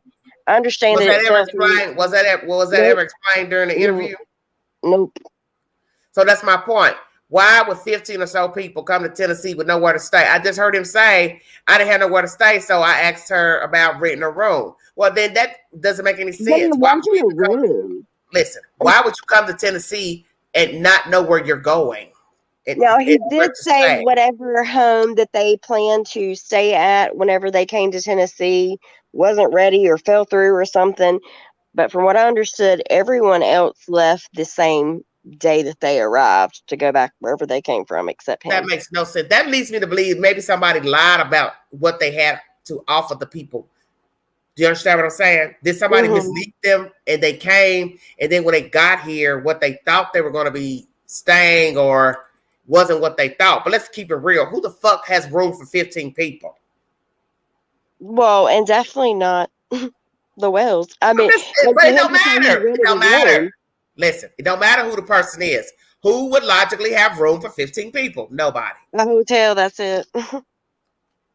So that didn't make any sense that anybody would think that somebody's getting ready to hold up 15, 10, 7. To me, it's all the same. I don't give a damn if it's 6. We can go down a number too. Who has room for several people? It costs to keep people in your house. People got to use the bathroom. They got to use toilet paper, soap, detergent, washing powder, shampoo. They got to eat. Doors in and out. People want to come in different times. Oh, come on now. And then just that many Doesn't make people any decided sense. to relocate to Tennessee. That's This odd to doesn't me. make any sense. So, what was the issue with the house allegedly? Well, that's kind of my thing in a way is, you have all these things to say about the house, but at the same time, you decide to stay there when everyone else leaves. You say that you paid to rent. You didn't rent a room because if I understood him correctly, he was just in A a playroom. different part of the basement. Like, It's a playroom. He said it. It's a playroom. yeah, so I don't know. And those are the things that make the whole situation a little sketchy. Like I said, him, you know, um, talking about their parenting. Well, at the same time, you mentioned you have children that are close, one child close to Summer's age, and things like that. That's odd to me. Um, it didn't really make a lot of sense. I will say he gave information like I mean, I felt like he knew more about Summer than we've ever had on um that we've ever heard From the the parents parents. From the say. parents, yeah. Like he broke down the peppermint being her favorite candy thing to it was the big soft peppermint. Um, Yeah, the soft ones. Yeah, the soft ones. Yeah, that's a Tennessee thing. yeah. So he mentioned that and he made that kind of make sense. And he also mentioned the time that she got choked on one. He one thing that I've always kind of wondered, just from Chris M's interview, he has always said that the kids had made a statement to one of the police officers that they were playing hide and go seek Mm, when they last seen her. mm, Jose makes a statement that yes, hide and go seek was one of her favorite games to play with the children, and other than hiding in the grandma's camper in the bathroom, mm. her favorite place was the refrigerator outside, and that has Yeah. always been one thing I've questioned. Um, Why? I don't because it's just there, and I mean, which is But very odd to everything's me. there. Look at how they live. Everything is just out in the open there. The refrigerator, obviously, they had it. It stopped working. They set it outside and then hauled it off like the rest of the stuff on the property. So naturally, she's a child. She found a place to go hide. So I guess I what I'm still saying wouldn't is it shock was me none. room outside, and I mean, I've never gotten inside of a refrigerator, clearly, but if But she because your did, family didn't keep a refrigerator outside for you to go venture into. no. But if it was she was able to shut it. I don't know if she would be able to get out from the inside, and with it being warm, and then But you know it's got. But you know a refrigerator is only glued with like Velcro a and the suction or plastic. You something. just push it open. Just push it open. Yeah, but she was tiny. I don't know. It's just been something that always I kind of wondered about. Um, but he did mention that was one of her favorite places to hide, other than the camper. Mm, Um, but yeah, yeah. at the end of the Why day, the like I daddy said, was beating we're not with any it. closer. Why the daddy was beating it with a stick during that Yeah, interview. Whew, God, these people are just street people to me. They are, and they're really sick, and it's really gotten really disgusting to watch, to be honest. Well, And, they like it. They have indulged these buffoons with putting them on their lives and talking, and they right with the bullshit. well, and I'm not gonna lie, I've watched a lot of it. I really have. I don't say anything. I just watch, but it's so I mean, for having a child of my own, like, I really question how you sleep at night, and to get on to, your YouTube lives and to talk about everything other than your daughter, that's a lot. I mean, I can't understand that type of mindset. I can't imagine going 60 seconds without. That's the whole point of this story. It's that these people were living like this before the little girl went missing. That's the point. Yeah, and now I will say he gave Candace a lot of credit in a way, like that she was a good mom, but then at the end he kind of spins it. So it was very contradicting, and it's interesting to hear him say that, he was aware of the Candace and H situation, and that wasn't addressed. Like, if you were aware of these things, you're not any better than the rest, in my opinion. Like, you're not, if you knew that they were malnourished and then you knew that the mother was doing whatever with an underage child, like, yeah, what were you doing then? I mean, like, I don't get it. It's a lot. Very it really interesting. Is. It's very. It is story with no answers. That's what's sad. No answers. None. I just really hope law enforcement knows a lot more. Did he tell the host of where he lives? Say it again. Did he tell the host where he lives? Not to my knowledge, no. Ask him? He said that Grandis did not take him to North Carolina. She took him to South Carolina to rock. I'm not talking about that. I'm talking about right now. No, ma'am. But he did say that if H's dad knew where he was, he'd be really worried, which was confusing to me. I'm not. Listen. Did the host ask him where he lives? No, I made that clear that they would not disclose that information. Yeah. But he was never in the Philippines.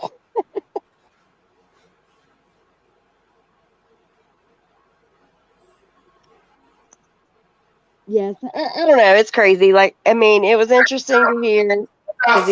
So what's the problem? Is somebody getting ready to go fly to the Philippines? Doesn't make no sense. No, but that was the story that, H's dad was saying he was in the Philippines and all this craziness. He said no. He actually, I don't know how much you heard, but kind of called him out. I stopped it. Where I stopped it at 53 minutes is where I stopped it. Oh, no, he calls H's dad out. Like, if you're listening to this, come up here now. You've not contacted me. You've not spoke to me at all. So he lied. So H's dad lied. So this is why I was leery. That's why I kept trying to tell people. Anybody just jumps into a story, months into a story, you should be leery of anybody just jumping into a story. Yep. He really encouraged the dad. So he never called Jose abroad. A what? I'm sorry. He never called him abroad. His brother never told. So the brother never talked to him either. Is that what you're saying? I don't remember him mentioning the brother, but he said that he has not spoke to him, and the telephone number that he has for Jose previously, he would not be able to contact him on. He has not spoke with him at all. Okay. No. All right. So it's just a bunch of messiness.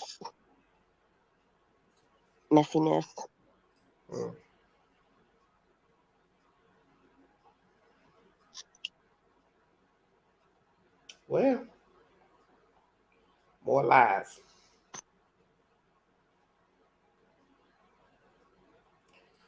Well, guess that's the gist of it. Yeah, it really was.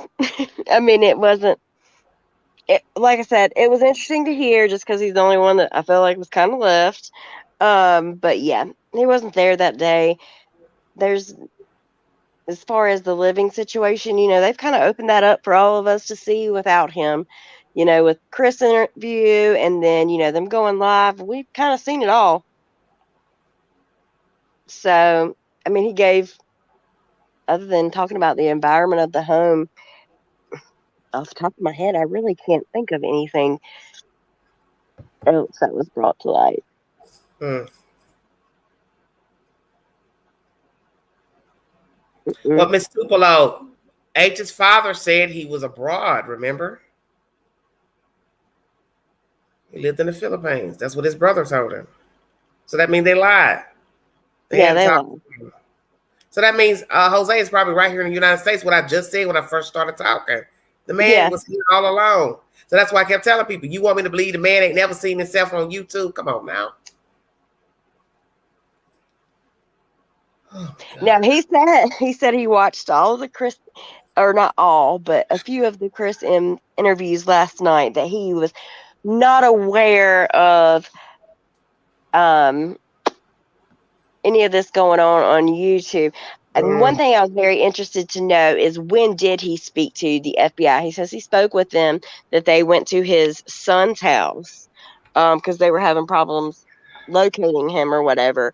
But it was never very clear to me on how long ago it's been why or would they need anything. to talk? Why would they need to talk to Jose? Are you hearing what you're saying? I don't know.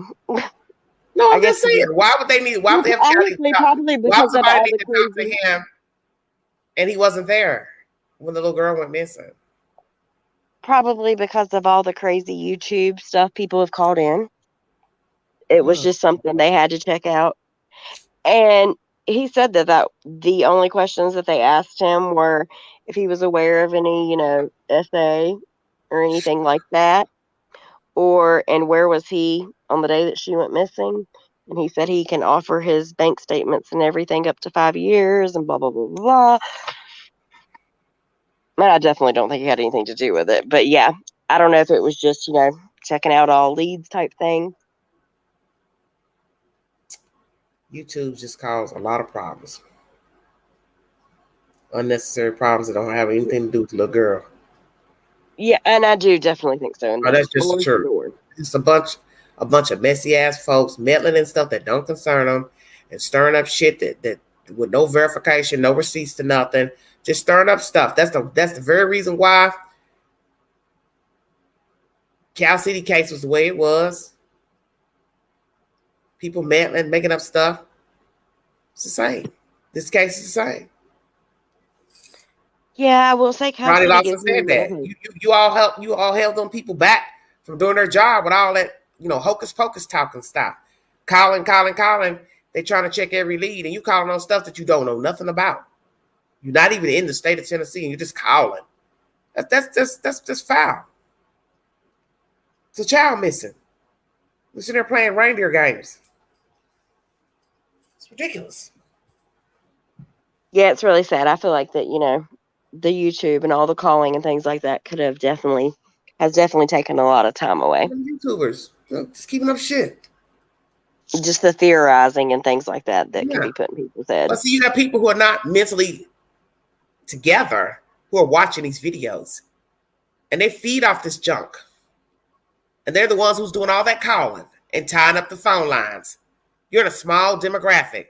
You think this had a lot of people just to answer the cell phones? Well, they didn't.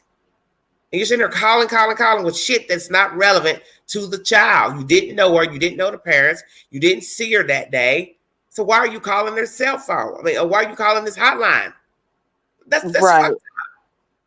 And, if there was anything ever credible, I feel like that's given on YouTube, it's going to be quickly dismissed because so much BS has been called in.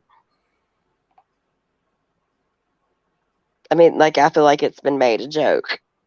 I feel like a lot of it created sympathizers for the Wells and things like that. Not, of course, all creators, let me be clear on that. But I feel like some things that were done did create a lot of sympathy for them. Shit. You know, the donating money and things like that. That's a lot. I mean, I can't imagine donating money to somebody that's technically still a suspect. Well,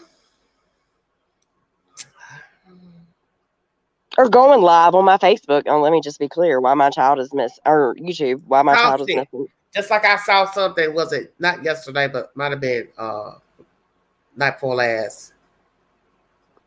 Let's see. Yesterday would be Monday, so that'd be Sunday night. I saw a certain something telling people, "Oh, we're not here to talk about somewhere else." Okay, All so comments so will be you talk. deleted. That Listen, is the most disgusting thing. okay, listen. So you're talking to the mother, and then obviously somebody's in the chat saying whatever because I didn't see all that. But the point is, you're talking to the mother of a missing child, and then you want to say on a live, oh, "This isn't about somewhere else. I'm just chopping it up with my friend." Oh, okay. Well, That's a now, joke. I mean, I don't really know any reason why she needs to be on YouTube other than to yeah, plead for her because it doesn't child. look right. It doesn't look right that you're not talking about your child. So, what do you need a YouTube channel for? You don't. And you know, they blame YouTube for so many things. At the end of the day, I really feel like if you would have stayed off YouTube, I mean, because that's what I feel like has drawn so much drama, even myself, that I can't like get away from this case because there's been so much, you know, them coming on panels and things like that, so much to see that's not, you know, in a typical missing kids situation. It's like a freaking train wreck you can't look away from. It's a mess. And Yeah. it's sad. I mean, it's really sad. It really is. Well, they're delighted in it. You'd have to be content with what you bring it. You bring in a bunch of lies and stories, and you get likes and views from it. So you with the shit too. That's just the bottom line. You like it. And for her to have a YouTube and not for it to be anything other than to plead for her daughter is absolutely disgusting. Then somebody say something about she colored her hair. I died. I Oh said, my what? God. Why don't you get some teeth, wash your hair, change your clothes? Let's be serious. I can tell you her 3 outfits that she has. No. Please stop. Okay. But no. And that's the sickening thing, the smiles and the giggles on the live. Like, what do you really think this is?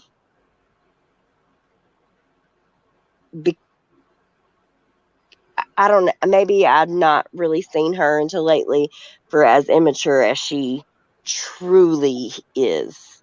Because I don't know, it's a different level of crazy to me. Hard to understand.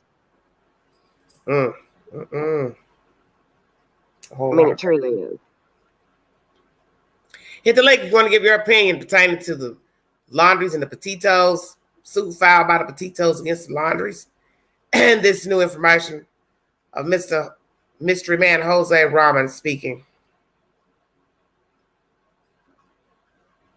He did say he was not in a relationship with Allison, by the way. Oh, really? None of that.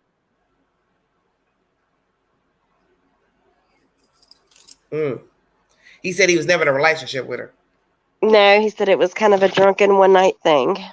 Oh, okay. One time. Says Well, did he never. admit that he slept with Candace? No, ma'am. He said he did not. That is untrue. That he So was he has preferences. I'm not sure what the preference is, but Girl, I'm dead.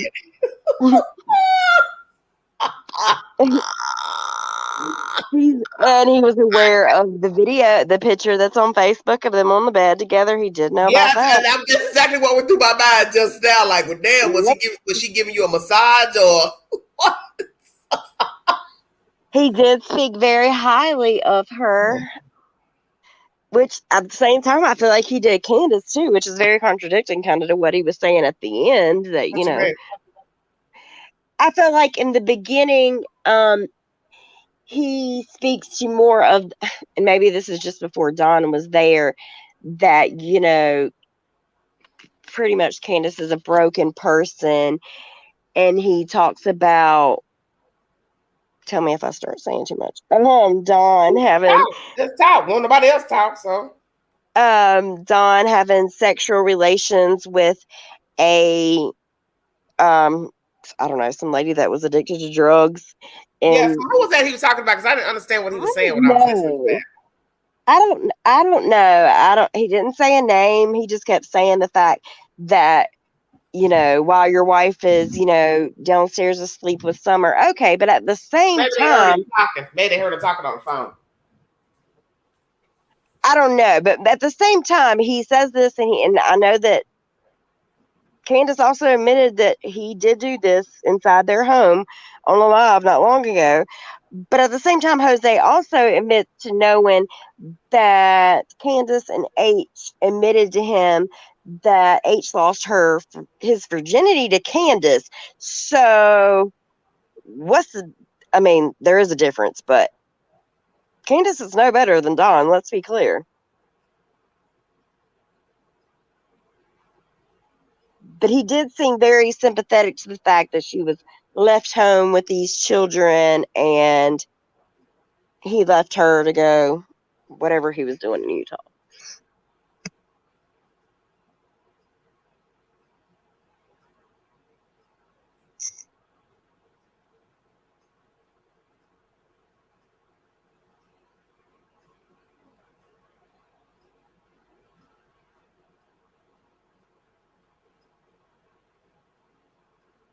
Hello?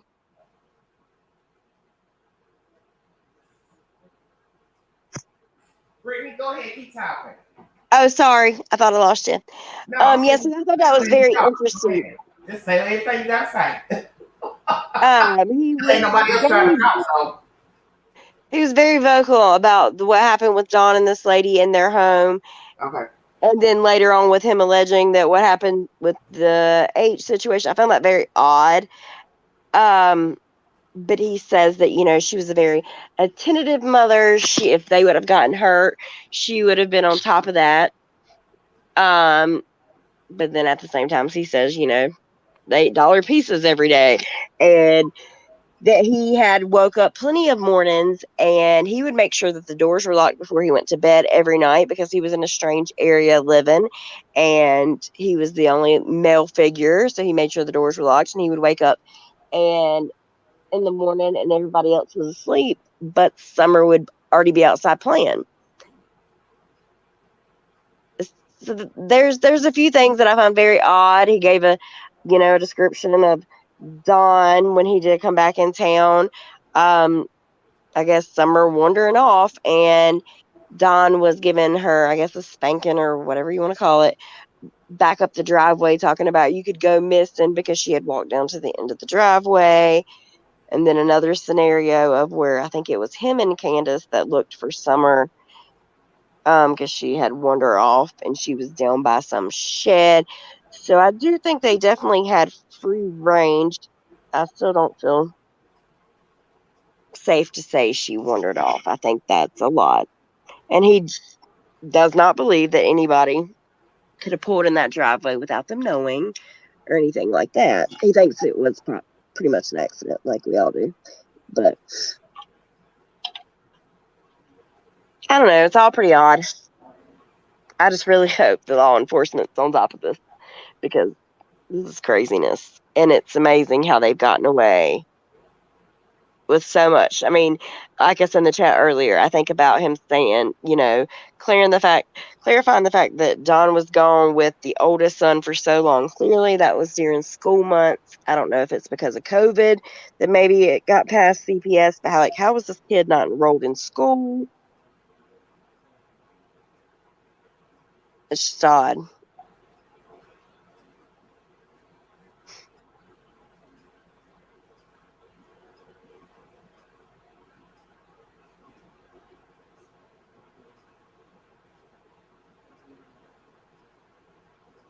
Looks like her face was recently washed.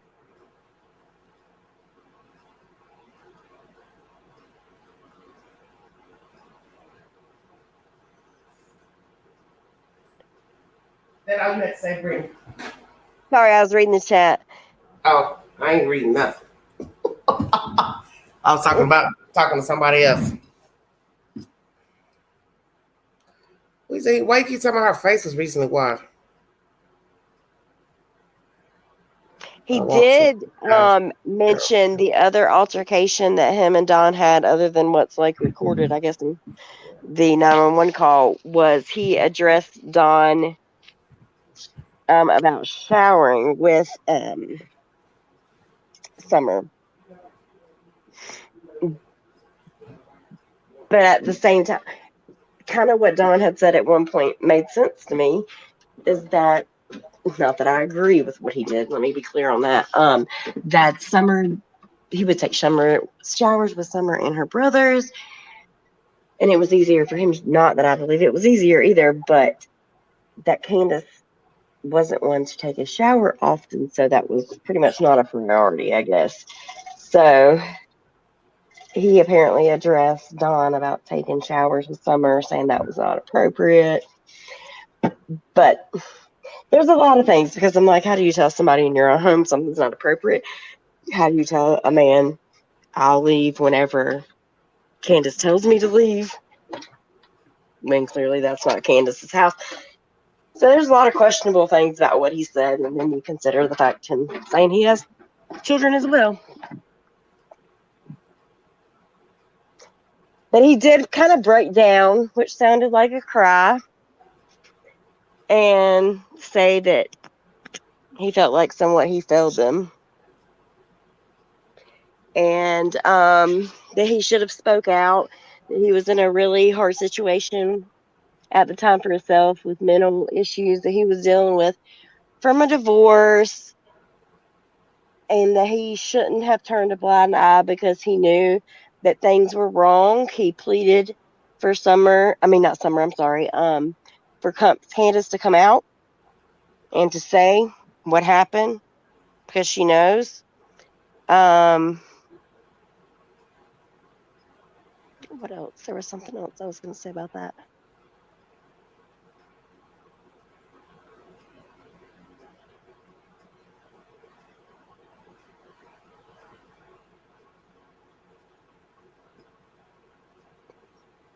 I mean, yeah, like I said, there was a few good. It was nice to hear some acknowledgement that he was aware, but it was, I don't know. It's a lot to know that nothing was done, and I don't know.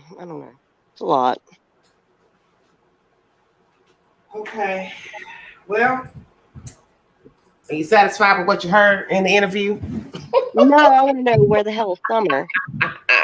I mean, really, I'm not. And I mean, okay, yeah, great. I appreciate the only other person that was in the game coming for whatever. I don't know, but no, because where the hell is she?